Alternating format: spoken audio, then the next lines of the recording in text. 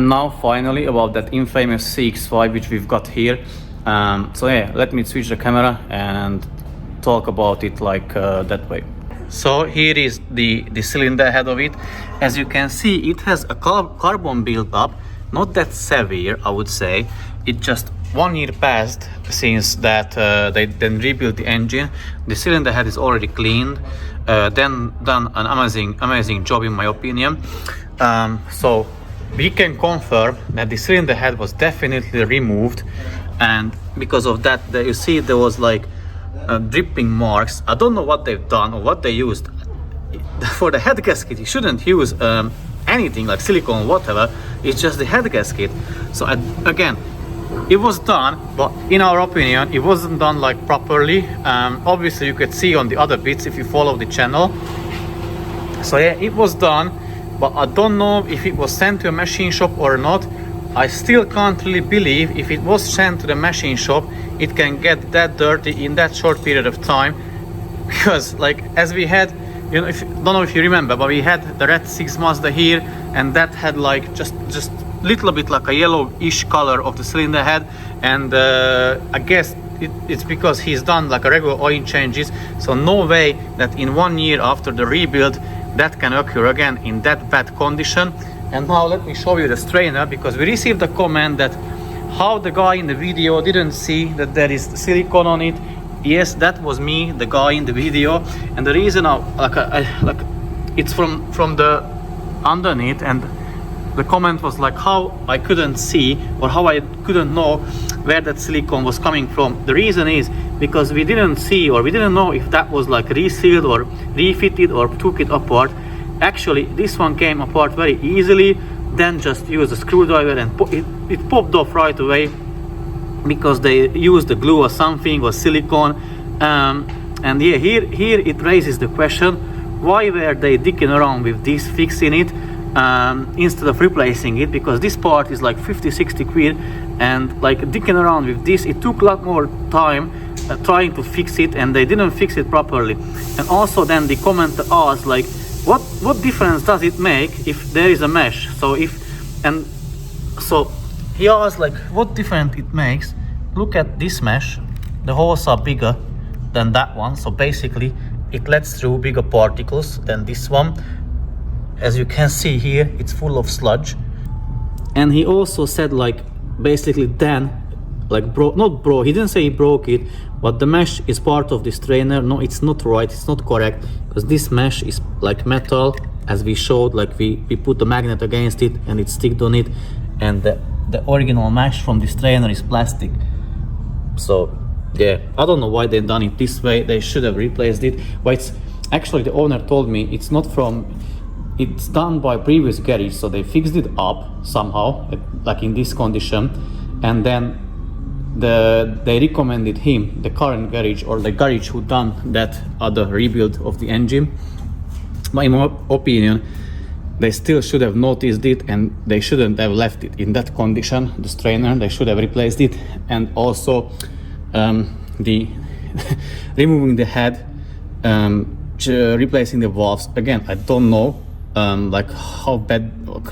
I don't think the valves were bad. Again, I don't know, but I don't think, or the piston rings. It's the oil pressure issue is not because of the piston rings, it was because of that oil strainer, 100%. I'm 100% sure about that. So yeah, the reason why we have like 3 cars here, the CX-5, 3 another CX-5 disassembled, because we are going to do the carbon cleaning at the same time on all 3 of them, and then the reassembly of the engines will start, and we're going to start fitting everything back together and then trying and testing the cars. So the carbon cleaning is done finally on that Red CX-5. It is ready to be put back together, everything. Still the valve cover is on, just temporarily, because we were cleaning or doing the walnut blasting. So now take that off, fit back the camshafts first, and then going to assemble the rest of the car back together. In the meanwhile, Dan is doing that Mazda 3. He's cleaning the cylinder head.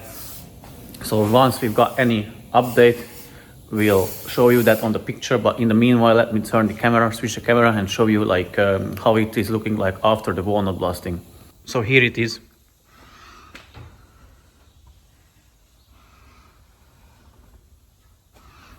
And now I can start it assembling back together. We want to start it today. It's a little bit late. I will see how far we can get with this one, but definitely would like to try to get it at least to that stage that we can start the engine up.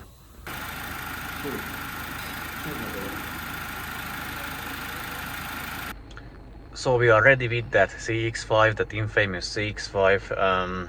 Yeah, I've done test drive. I think I've done like 60 or over 60 miles on the clock, averaged 55 mpg. And now let's switch the camera that I can prove you that the oil pressure improved. And yeah, what we think what will go next on the car is the vacuum pump. Obviously it is not throwing codes at the moment, so it's fine, but it's just getting back to that that point where it's supposed to be, quite slowly. So once it will throw fault codes, then it will need a replacement. But yeah, that's good for now. Also, what we noticed, and the older told us as well, like the steering wheel pulls a little bit to the left side, and also like the tires or the wheels need balancing, because around above 65 miles per hour, I can feel vibration and shaking, but the steering wheel is like still, so it's not vibrating, not shaking. So it's not the brakes, it's very likely the balancing. And then said as well, like, because he used to work as like a Thai guy, he said he noticed that the wheels, the rim has like way too much weight on them. So yeah, that has to be done. But yeah, enough of talking. Now let me switch the camera and show you the oil pressures. So here is the scan tool.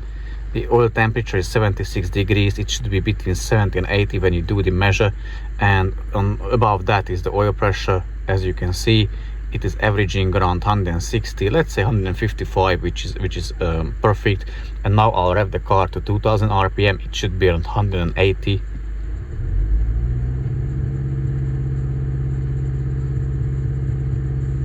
Yeah, it's around that. And let me do that to 3,500.